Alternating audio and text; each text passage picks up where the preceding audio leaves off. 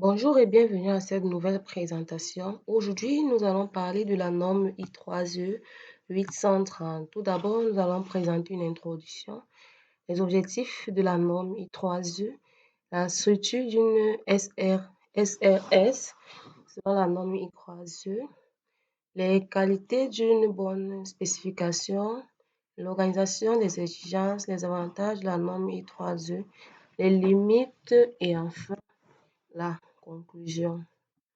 En guise d'introduction, nous dirons que la norme I3E 830 a été créée en 1993. Elle définit la manière concrète de rédiger les spécifications des exigences logicielles, en abrégé SEL, appelé en anglais Software Requirement Specification, en abrégé SRS. Elle précise ce qu'un bon document d'exigence doit contenir, comment il doit être structuré et quelles qualités doivent caractériser les exigences. La spécification des exigences logicielles joue donc un rôle essentiel. Elle clarifie ce que le logiciel doit faire pour qui, dans quel contexte et dans quelles conditions techniques ou organisationnelles. Sans une bonne SRS, les risques d'ambiguïté, de malentendu, de dépassement de budget ou de conflit entre clients et fournisseurs sont très élevés. Toutefois donc, pourquoi a-t-on besoin d'une norme pour rédiger les exigences? Nous dirons là que tout simplement parce que les projets impliquent plusieurs parties prenantes, à savoir les clients, fournisseurs, utilisateurs, qui n'ont pas toujours les mêmes visions. Une norme apporte un langage commun, des règles claires et un format standardisé. Pourquoi donc utiliser la norme? Au vu des multiples parties prenantes, il y a par conséquent des visions différentes, des opinions diverses. La norme impose donc un langage commun, un format standardisé et des règles plus claires. Comme objectif de la norme I3E 830, nous dirons que la norme poursuit plusieurs objectifs fondamentaux, à savoir, elle garantit la qualité des exigences en imposant les critères comme la cohérence, la plénitude ou la variabilité. Nous avons également la réduction des ambiguïtés grâce à des formulations précises, non interprétables et basées sur des définitions normalisées. Elle assure une communication claire entre les parties, clients, fournisseurs et utilisateurs, partageant un référentiel commun. Elle sert de base au cycle de développement dont la SRS devient la référence pour la conception, le codage, le test, l'acceptation des produits et même la maintenance. La structure donc de la spécification logicielle. La norme propose une structure organisée en trois grandes parties, à savoir une introduction, la description générale, les exigences spécifiques. En guise de premier point, on dira que cette section présente en premier plan le but du document, c'est-à-dire pourquoi la SRS est produite, la portée du système qui définit ce que le logiciel fera et ne fera pas, les définitions dans les acronymes et les références permettant d'éviter les ambiguïtés liées au vocabulaire technique.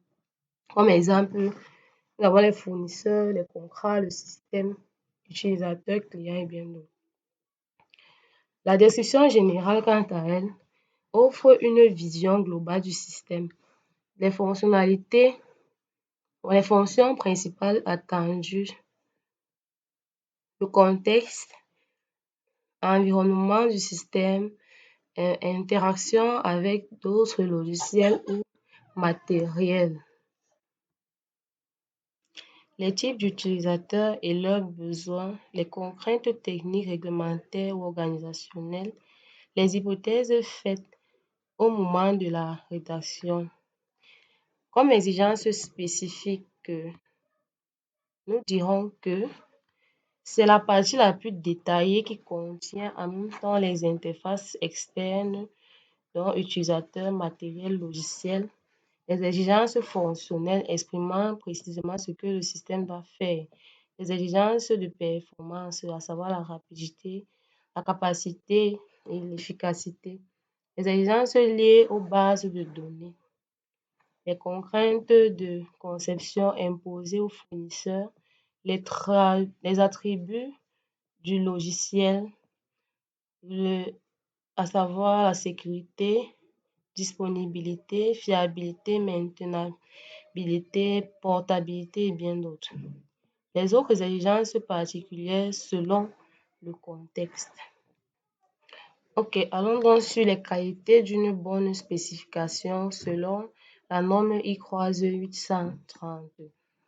Pour qu'une SRS soit utile, elle doit respecter plusieurs critères, à savoir complète, toutes les exigences nécessaires sont présentes, non ambiguë, c'est-à-dire chaque exigence ne peut être répétée que d'une seule manière, vérifiable, c'est-à-dire qu'on doit pouvoir tester si elle est respectée, cohérente, c'est-à-dire qu'aucune exigence ne contredit une autre, modifiable, facile à mettre à jour, traçable, c'est-à-dire qu'on peut relier chaque exigence à son origine, précise et structurée pour faciliter la compréhension par toutes les parties. L'organisation des exigences. La norme propose plusieurs façons d'organiser les exigences. Nous avons par mode de fonctionnement normal et dégradé et maintenance, par classe d'utilisation, administrateur, utilisateur final, visiteur, par objet, les données manipulées, les ressources, équipements, etc. Par stimuli ou réponse, événement, réaction du système. Par hiérarchie fonctionnelle, nous avons la décomposition progressive des fonctions. Organisation mixte recommandée dans les grands projets. La norme I-Croise 830 présente plusieurs avantages au rang desquels nous dirons qu'elle uniformise la documentation, ce qui facilite les collaborations. Elle améliore une communication entre les clients, fournisseurs et utilisateurs. Elle réduit les conflits car les exigences sont clairement définies. Elle contribue à une meilleure qualité logicielle.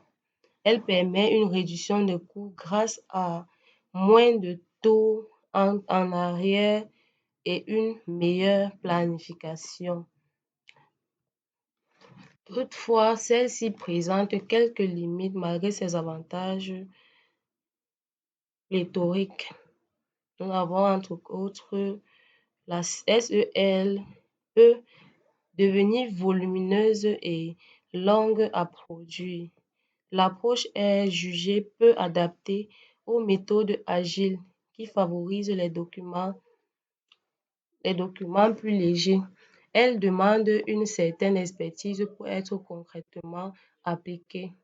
Elle peut être difficile à maintenir dans les très grands projets ou ceux en évolution rapide. Donc, nous dirons donc en conclusion que la norme I-Croise 830 demeure une des références majeures pour la rédaction des spécifications et des exigences logicielles. Elle contribue fortement à la réussite des projets car elle encadre la communication entre clients, fournisseurs et utilisateurs tout en garantissant la qualité d'exigence professionnelle. Merci et à la prochaine pour une prochaine présentation.